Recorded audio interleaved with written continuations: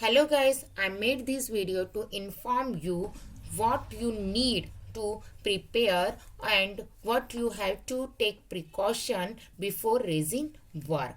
So first of all, I just want to say that spread newspaper on the platform where you start your resin work. आप जहाँ पर resin work करने वाले हो वहाँ पर आपको क्या करना है, तो आपको स्प्रेड करना है न्यूज़पेपर. सो इस वजह से आपको जो रेजिन से आपके जो प्लेटफॉर्म खराब हो सकता है वो होगा नहीं.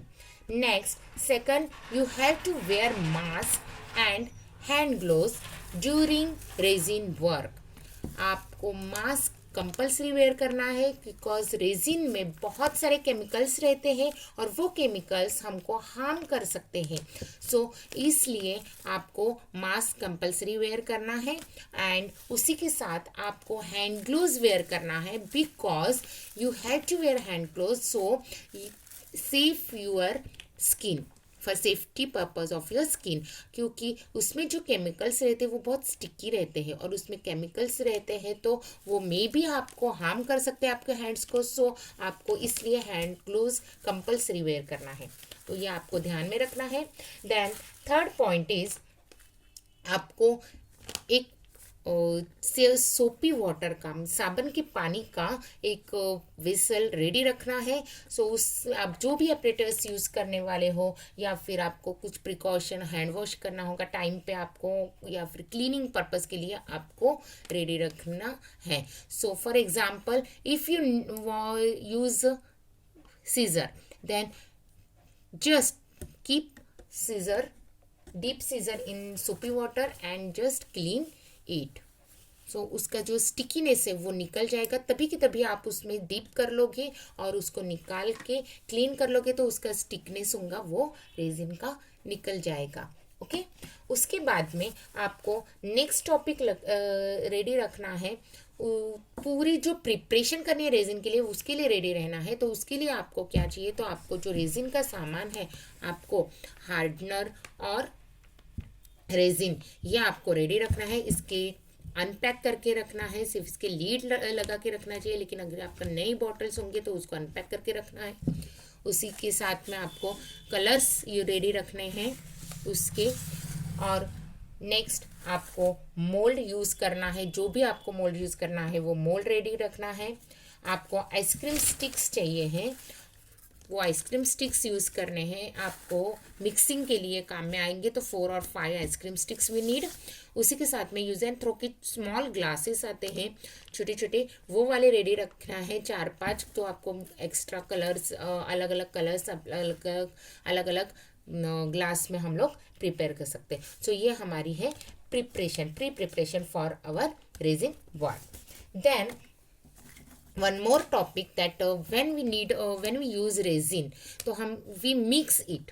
तो आपको मिक्सिंग के लिए आइसक्रीम स्टिक यूज़ करना है. और जब मिक्स करते हो तो उस रेजिन को मिक्स करते समय आपको पूरा फ्रॉम साइड टू साइड आपको सब तरफ से मिक्सिंग करना है. तो ये कम से कम आपको 10 मिनट तक रेजिन मिक्स करना है. ये आपको ध्यान में रखना है.